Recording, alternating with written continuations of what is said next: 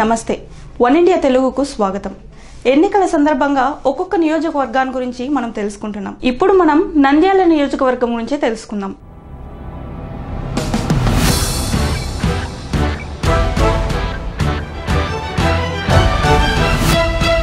కర్నూలు జిల్లాలో 2 పార్లమెంట్ స్థానాలు ఉన్నాయి. ఇందులో ఒకటి నంద్యాల కాగా మరొకటి కర్నూలు. నంద్యాల పార్లమెంటు స్థానంకు మంచి గుర్తింపు ఉంది. ప్రముఖ శైవ క్షేత్రం మహానంది నంద్యాల పట్టణానికి 14 కిలోమీటర్ల దూరంలో ఉంది. అంతేకాకుండా ఇదే పార్లమెంట్ స్థానంలో మరొక పుణ్యక్షేత్రం ఉంది. అదే అహోబిలం. ఈ భూమి మీద ఉన్న 4 దివ్యమైన నరసింహ క్షేత్రాలలో అహోబిలం క్షేత్రం ఒకటి. ఇక నంద్యాల పార్లమెంటుకు రాజకీయంగా ఎంతో చరిత్ర ఉంది. ఇక్కడి నుంచి 10వ లోక్సభకు పోటీ చేసి గెలిచి పివి నరసింహారావు గారు దేశానికి తొలి తెలుగు ప్రధానమంత్రి అయ్యారు. అంతేకాకుండా దక్షిణ భారతం నుంచి దేశానికి ప్రధానిగా అయిన తొలి వ్యక్తిగా కూడా పివి నరసింహారావు గారు ఎన్నికయ్యారు.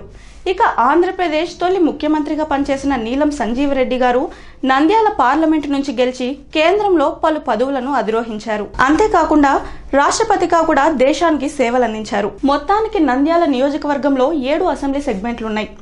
అవి ఆళ్లగడ్డ, శ్రీశైలం, నందికొట్కూరు, పాణ్యం, నంద్యాల, బనగానపల్లె, డోన్. 2007కు ముందు ప్రకాశం జిల్లాలోని గిద్దలూరు అసెంబ్లీ నియోజకవర్గం కూడా నంద్యాల లోక్సభ పరిధిలోకే ఉండేది. పునర్వ్యవస్థీకరణ తర్వాత గిద్దలూరు ఒంగోలు లోక్సభ నియోజకవర్గంలో కలపడం జరిగింది. ఇక నంద్యాల నియోజకవర్గంలో ఒకప్పుడు ఫ్యాక్షన్ రాజ్యమేలింది. 2 వర్గాల వారు ఇక్కడ కుటుంబ కక్షల కారణంగా మృతి చెందారు. అయితే మారుతున్న కాలంకు అనుగుణంగా ఇక్కడ ఫ్యాక్షనిజం కూడా తగ్గుముఖం పట్టింది. విద్యావంతులకు నెలవుగా నంద్యాల మారింది. ఇక రాజకీయ ముఖ చిత్రం విషయంకొస్తే కాంగ్రెస్ నుంచి పెడేకంటి వెంకట సుబ్బయ్య 4 సార్లు ఎంపీగా గెలవగా బిఎల్డి అభ్యర్థిగా నీలం సంజీవ్ రెడ్డి గారు ఒకసారి గెలిచారు.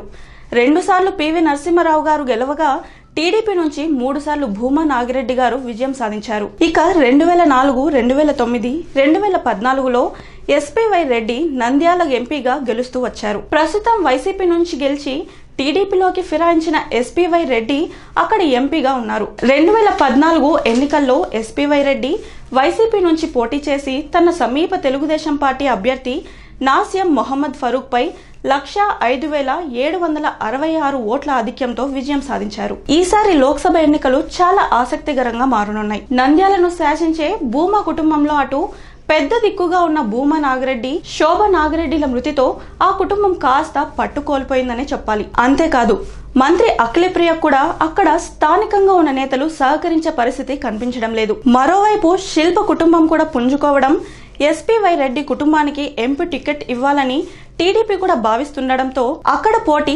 ఆసక్తికరంగా మారింది.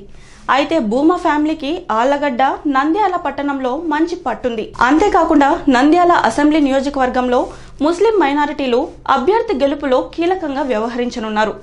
ఇక రెడ్డి సామాజిక వర్గం కాస్త తక్కువగానే ఉండగా క్రైస్తవులు, దళితులు, బీసీలు కూడా నంద్యాల పార్లమెంట్ పరిధిలో బాగానే ఉన్నారు. ఇక నంద్యాలలో మొత్తం ఓట్లు 15,77,128 కాగా ఇందులో పురుషుల ఓట్లు 7,83,266 కాగా మహిళల ఓట్లు 7,93,862. మరో నియోజకవర్గంతో మళ్ళీ కలుసుకుందాం. Keep watching one India Telugu.